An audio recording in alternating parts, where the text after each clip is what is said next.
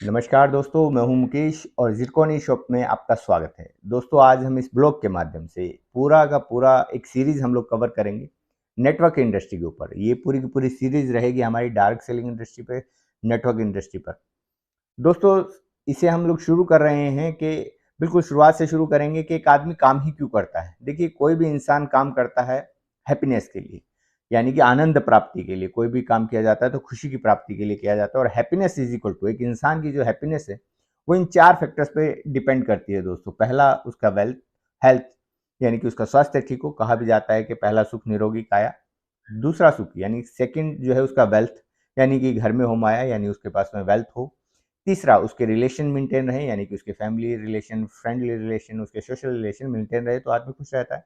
And fourth, उसका जो है स्पिरिचुअल डेवलपमेंट हो। तो ये 4 सेगमेंट, अगर ये चारों फैक्टर अगर इंसान के ठीक ठाक चल रहे हैं, अच्छे से बैलेंस चल रहे हैं, तो इंसान खुश रहता है। तो इन चारों के लिए देखिए अलग अलग सेक्टर हैं, अलग अलग फैक्टर्स हैं, तो अलग अलग क्रियाकलाप आपको करने पड़ते हैं। जैसे अगर हेल्थ के लिए आप जो है योगा कर सकते हैं, जिम कर सकते हैं, तो आप हेल्दी रह सकते हैं। उसके लिए वर्कआउट करें और थोड़ा अपना डाइट का ख्याल रखें तो आप हेल्दी रहते हैं। सेकंड है वेल्थ के लिए। वेल्थ के लिए आदमी, इंसान या तो बिजनेस करता है या कोई सर्विस करता है, जिस पर ही हमारा जो पूरा फोकस इसी पे रहेगा, क्योंकि इंडस्ट्री इसी के साथ जुड़ी हुई है। थर्ड होता है आपके रिलेशंस के लिए आपको जो है टाइम फ्रीडम चाहिए। अगर टाइम है, आप अपने रिलेशंस में टाइम दे रहे हैं, तो आपके रिलेशन मेंटेन रहते हैं। एंड फोर्थ, आपका स्पिरिचुअल डेवलपमेंट, तो उसके लिए आप मेडिटेशन कर सकते हैं, तो आपका स्पिरिचुअल डेवलपमेंट होता रहता है। तो दोस्तों, हमारा फोकस रहेगा वेल्थ के ऊपर, कि वेल्थ के लिए इंसान जब किसी काम को चूज करता है तो वो दो चूज कर सकता है। दो कैटेगरी है कि आप सर्विस कर सकते हैं या फिर आप बिजनेस कर सकते हैं। तो ऑलमोस्ट लोग जो है सर्विस में, देखिए, कुछ लिमिटेशंस होती हैं कि आप एक लिमिटेड अर्निंग कर सकते हैं। जितनी आपकी स्किल है या जितनी आपकी एबिलिटी है उसके अकॉर्डिंग ही आपको अर्निंग आती है। लेकिन बिजनेस आप करते हैं, बिजनेस क्यों किया जाता है, बिजनेस आप चूज करते हैं दोस्तों, कि जितना पैसा आपको चाहिए, आज की जितनी आपकी नीड है उससे 4 गुना ज़्यादा आपको पैसा आ जाए, और दूसरा टाइम फ्रीडम आपको मिल जाए, ताकि आपके रिलेशन मेंटेन रहे, जहाँ चाहें आप जा सकते हैं। टाइम फ्रीडम जो है ये सब कुछ आपको मिले। तो दोस्तों, इससे आपको ओवरऑल डेवलपमेंट होती है। तो इसलिए इंसान जो है, सपोज कीजिए कि वो नेटवर्क मार्केटिंग चूज़ता है। नेटवर्क मार्केटिंग इंडस्ट्री को क्यों चूज़ करता है? आज देखिए 65,000 करोड़ की ये इंडस्ट्री है। तो इसको क्यों चूज़ करता है? क्योंकि उसके पास एक लिमिटेड रिसोर्सेज़ होते हैं, उसे जो है अभी बिज़नेस की इतनी नॉलेज नहीं होती है, एजुकेशन भी नहीं होती, तो वो जो है ये इस इंडस्ट्री को चूज़ करता है कि इसमें जो है पदार्पण आसानी से किया जा सकता है, आसानी से जो है एंट्री की जा सकती है, और बहुत कम लिमिटेड रिसोर्सेज़ से भी इस इंडस्ट्री के अंदर सफल हुआ जा सकता है, क्योंकि इसके अंदर एक बहुत अच्छी पावर होती है। दोस्तों, पावर क्या होती है? नेटवर्क मार्केटिंग इंडस्ट्री के अंदर पावर क्या होती है कि एक टीम बनाने की अथॉरिटी आपको मिल जाती है, वही इसकी सबसे बड़ी पावर होती है दोस्तों। जी। तो अब इस पूरे कंसेप्ट को हम लोग समझते हैं कि एक इंसान ने एंट्री की इसके अंदर, तो एंट्री की वो बिजनेसमैन बनने के लिए एंट्री की। उसका ध्येय स्पष्ट है कि वो बिजनेसमैन बनना चाहता है। लेकिन फिर भी जो है केवल 5% ही इसके अंदर सफलता है। 95% सफलता क्यों नहीं मिलती है लोगों को? उसके कुछ रीजंस हैं दोस्तों, जो हमने स्टडी किए और वो आपसे मैं साझा करना चाहता हूँ।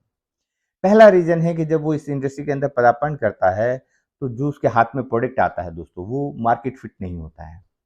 पहला, जो बहुत बड़ा फैक्टर है, क्योंकि जिस प्रोडक्ट या सर्विस को लेकर वो आधार बनाकर मार्केट में उतरा है, वो मार्केट फिट नहीं होते हैं। आपने बिल्कुल सही सुना दोस्तों, क्योंकि मार्केट फिट क्यों नहीं होते? वो प्राइस के रेंज में भी मार्केट फिट नहीं होते, मार्केट से आउट हो जाते हैं, प्राइस उसके बहुत हाइक होते हैं।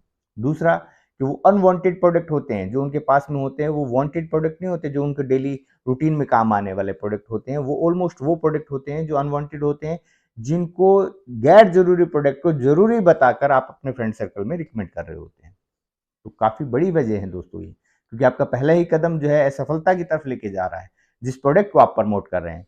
देखिए, बेसिकली तो क्या होता है कि इंसान का काम जो है, वहाँ पे होता क्या है कि उसे अपना रोल डिफाइन ही नहीं होता कि उसे करना क्या है एक्चुअल में।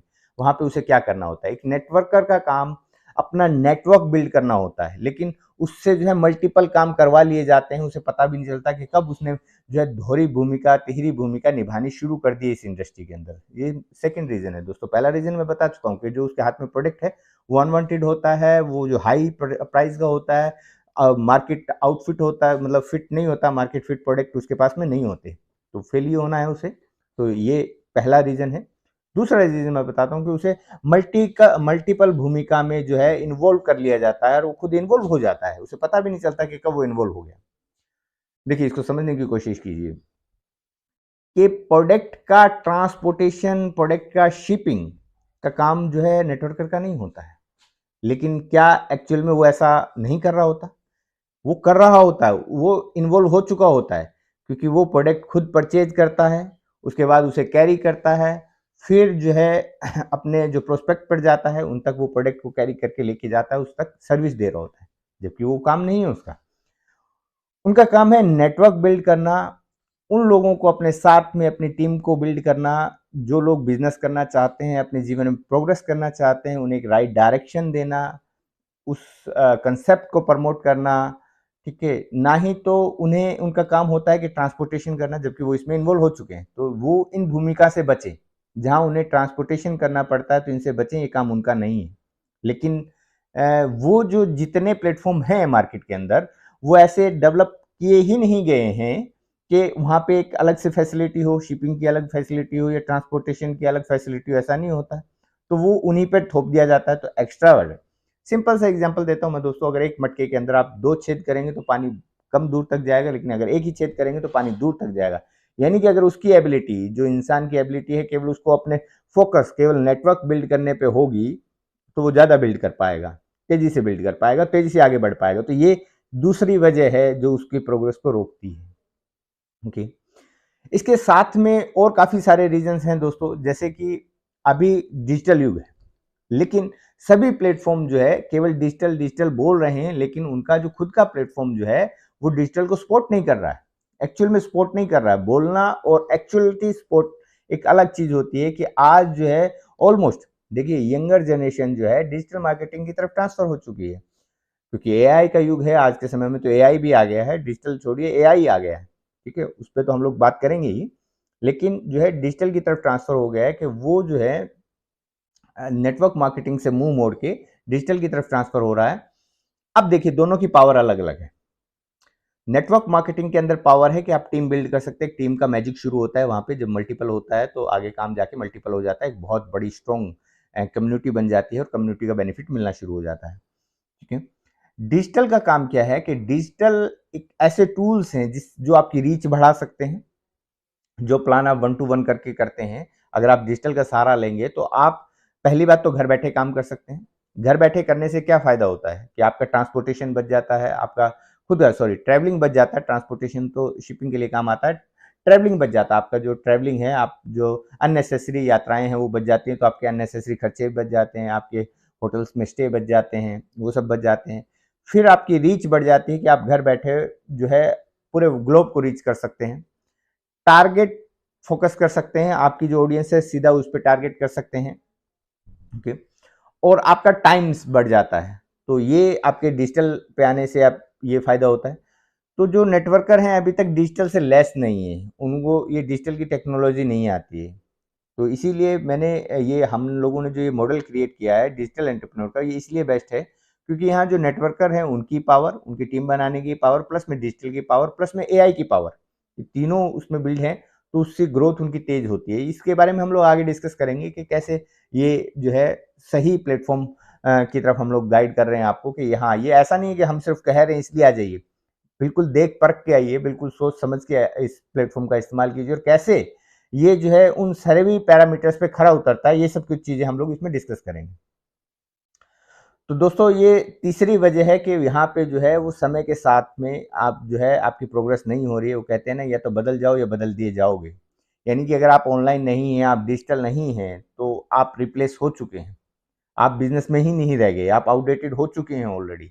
ये मेरे कथन नहीं है, बिल गेट्स के कथन है कि आपका बिज़नेस अगर ऑनलाइन नहीं है, तो आप बिज़नेस के अंदर ही नहीं रह जाओगे और ये बिल्कुल सत्य है दोस्तों। तो दोस्तों यहाँ पे ये चीज़ भी आप जो है मिसिंग होती है उस इंडस्ट्री के अंदर, ओके। उसके बाद में जो अगला रीज़न आता है दोस्तों, यहाँ पर बहुत बड़ा रीज़न है कि आप जो है एक्चुअल में नेटवर्किंग ही नहीं कर रहे होते हैं।